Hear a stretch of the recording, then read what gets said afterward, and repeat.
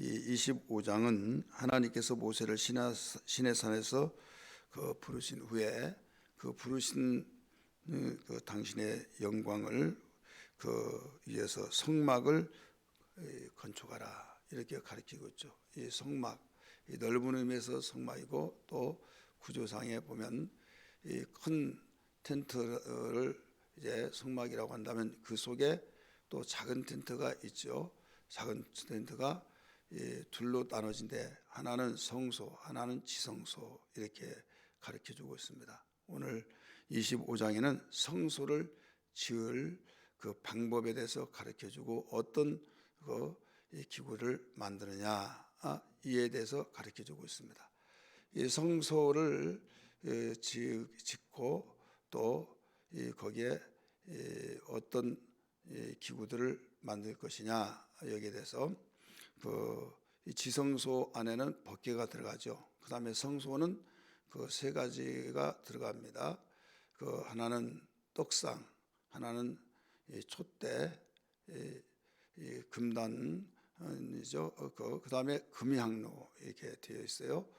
오늘 여기에서 일러주고 있는 것은 이 법궤에 대해서 가르쳐 주고 있습니다. 법궤를 만들어라. 그 다음에 이 떡상에 대해서 가르쳐 주고, 그 다음에 촛대를 만들고 이렇게 가르쳐 주는데, 여기에 향단은 만들라는 말씀이 25장에는 없습니다.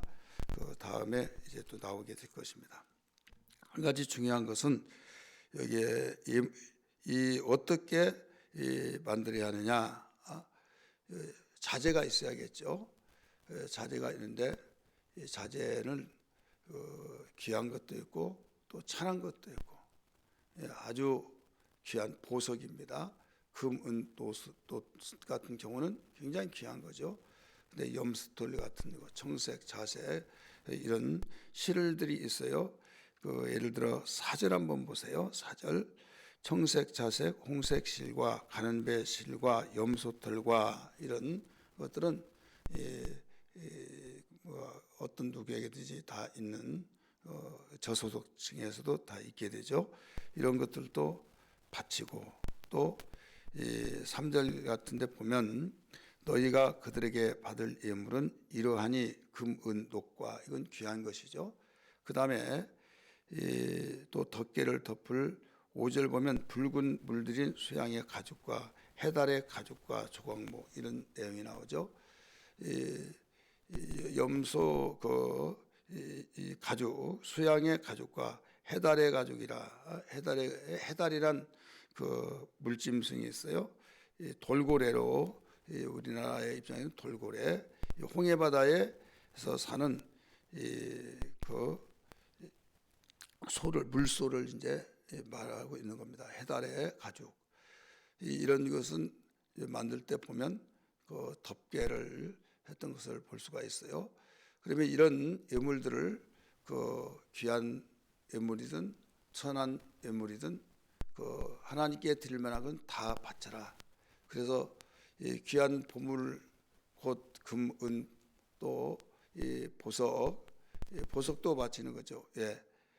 나중에 제사장들의 옷 보석을 12보석을 거기에 또 꿰매고 그 속에 달게 하려고 하나님께서 하나님이 지정하신 것 이런 것을 받아라 이렇게 말씀하셨어요.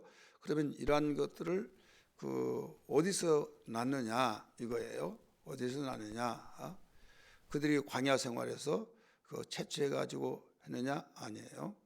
이스라엘 백성들이 애굽에서 나올 때 하나님께서 애굽 백성들에게 너희들은 취하라 이렇게 말씀했어요.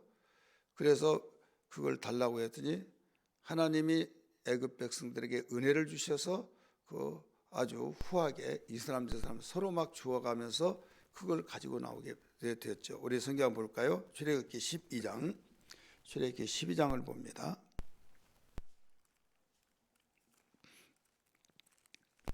출애굽기 12장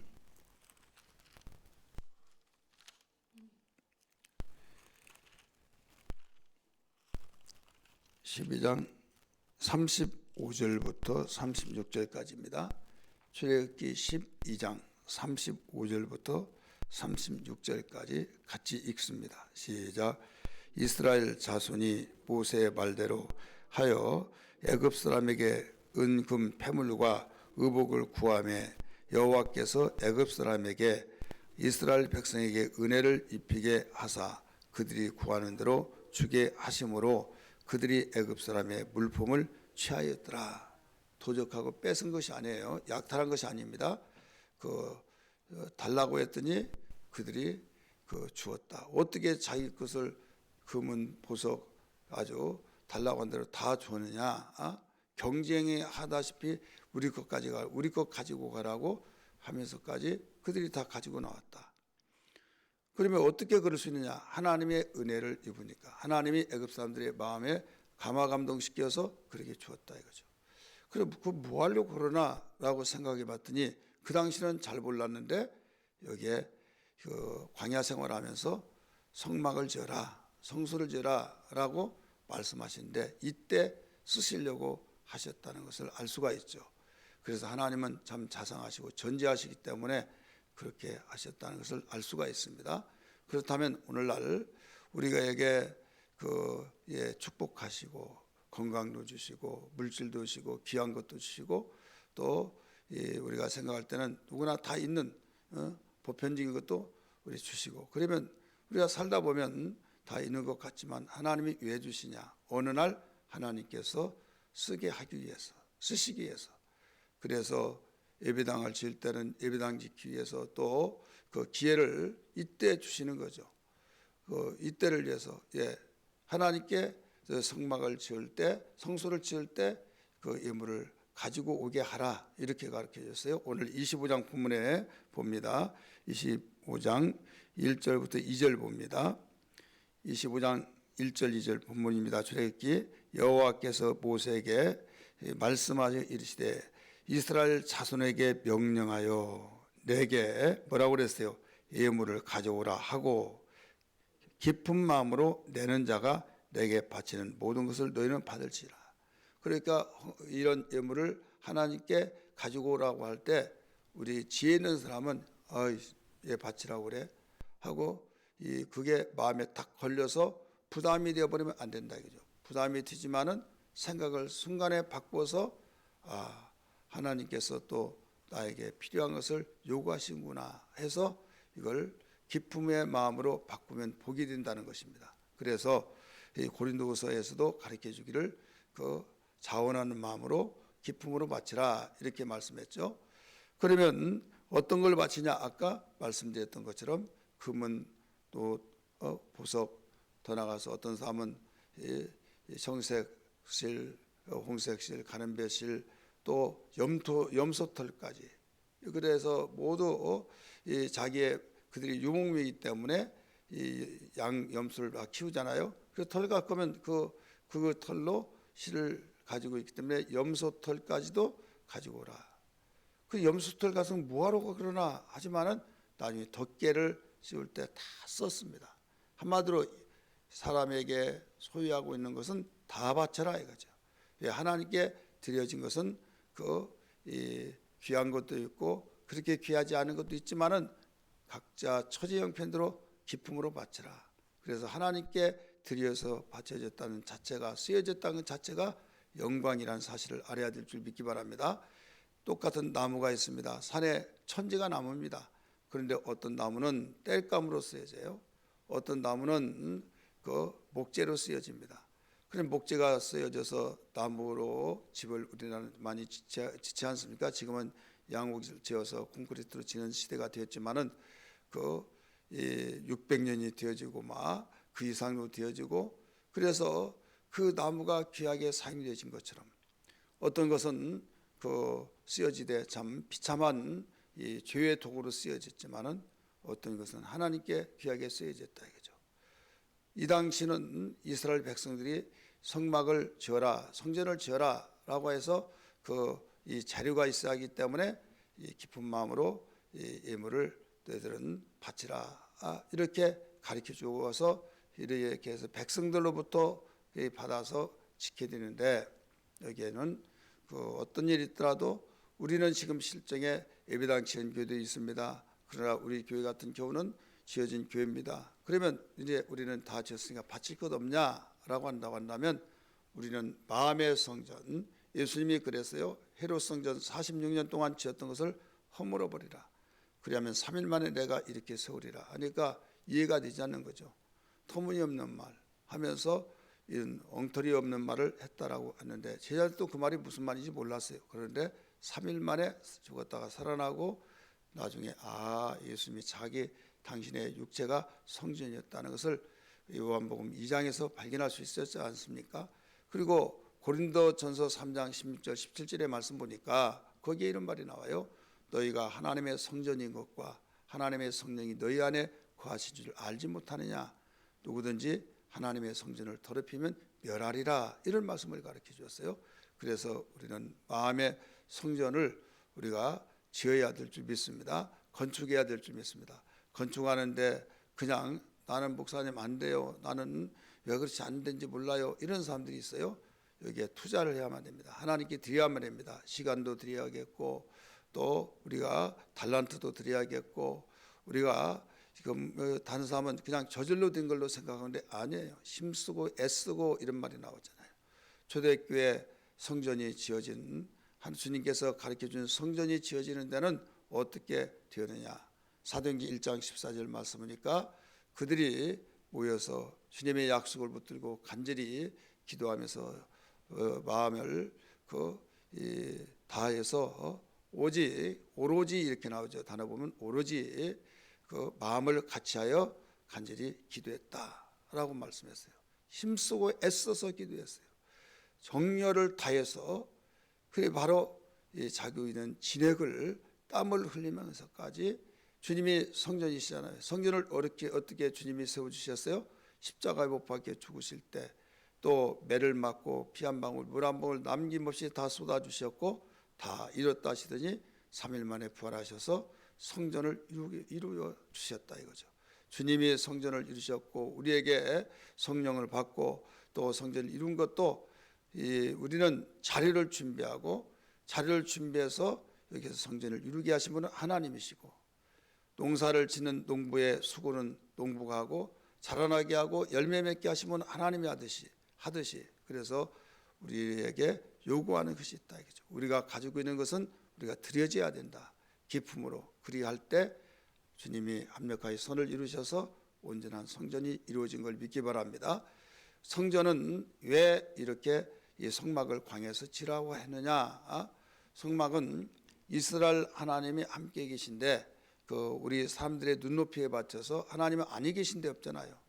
그러나 이스라엘 백성들을 내가 너희들과 함께 있겠다 해서 하나님의 이름이 그 속에 함께 있다는 것을 임재에 대한 하나님이 거하시는 거처가 되게끔 하나님을 섬기는 하나님을 경외하는 하나님을 공경하는 그 거처를 하나님께서 만들라 이거죠. 그래서 그 법궤를 나중에 전쟁할 때 보면 어떤 일이 있을 때 메고 가라 앞에 메고 가면 그 법궤를 통해서 하나님의 임재를 상징하고 있죠. 함께 하시는 이것이 단순한 그걸로 역사적으로 끝나는 것이 아니라 이것은 오실 예수님의 그 탄생 예고를 가르쳐주고 있는 거예요. 왜 그런가 하면 이사야 7장 14절의 말씀 보니까 거기에 보라 처녀가 아들을 낳으니 그 이름을 임마누엘 하리라. 이는 자기 백성에게 하나님이 함께 계심이라 나오죠. 하나님이 함께 계심이라. 그럼 그 성막은 어떤 곳이에요? 하나님이 함께 계시는 곳이에요. 그래서 하나님이 함께 계신 것 예수 그리스도의 탄생을 예고하시고 또 예수 그리스도가 우리와 함께 계셔서 영원토록 함께 계시는 그 예언을 이루기 위한 하나의 모형으로서의 실제 성막을 지으라 이것이죠. 그러므로 지금은 성막을 짓고 메고 다니고 여행할 때 메고 다니고 그게 아니에요. 우리에게 예수님이 다 이루셔서 주님이 내 안에 거하셔서 함께 하시는 이런 삶이 이루어지고 있는 거죠. 한 가지 중요한 것은 여기에 우리는 주님께 드려지는 삶이 온 마음을 다해서 주님 말씀하셨잖아요. 마음을 다하고 성품을 다하고 뜻을 다하고 힘을 다하여 심지어는 목숨을 다하여 주 너희 하나님을 사랑하라. 이 말씀으로 우리에게 힘써서 드려라 이거죠. 자, 목숨을 바친다고 한다면 그 이외에 무엇을 못 드리겠습니까? 근데 사람은 참으로 두둔하고 연약하고 미련해서 목숨을 바치라고 할 때는 아멘 아멘 합니다. 그런데 물질 바치라고 한다면 아멘이 힘이 없습니다. 이게 바로 우리 인간이에요. 왜? 목숨이 더 중요합니까? 물질이 더 중요합니까? 목숨이 더 중요해요. 목숨이 더 중요하는데 왜 그 물질 가지고 시험 드냐? 정말 목숨까지 내놓는다고 한다면 물질은 그냥 통과가 되는 거죠. 그래서 우리가 이런 일에서 왜 그런가 하면 육신의 생각이 우리에게 들어와서 그 육신의 생각이 자리를 잡고 그게 더 중요한 것처럼 느껴지기 때문에 성령 충만해서 초대교회 아나니아 삽비라가 하나님께 재산을 다 드리기로 작정했잖아요. 그런데 거기에서 자기가 자원해서 드리라고 그랬어요. 그런데 나중에 드리려고 하다 보니까 그럼 우리 어떻게 사냐? 아니 다른 사람이 다 보는 데서 드린다고 그랬는데 안 드리자니 체면이 아니고 드리자니 당장 캄캄하고 그래서 고심고심하다가 결국은 반절은 감추고 반절은 드린다고 하는 결단을 내세우고 그때 그 좀 찝찝하지만은 그래도 그 사람들을 보는 앞에서도 저 사람 자원하더니 바쳤네. 그리고 또 우리 어떻게 사나 했지만 해결됐네. 얼마나 합리성 있고 논리성 있고 타당성 있지 않습니까?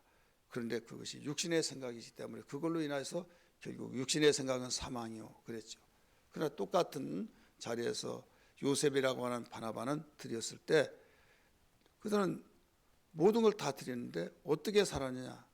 그는 그래도 살았다 이거죠. 오히려 바울과 함께 선교사가 되어서 그 성경에 기록된 인물이 되었죠. 오늘 우리에게 그래서 주님은 무엇을 먹을까 입을까 마실까 염려하지 말아라. 그의 나라와 그의 일을 먼저 구하라. 그리하면 이 모든 걸 더하게 더하시리라.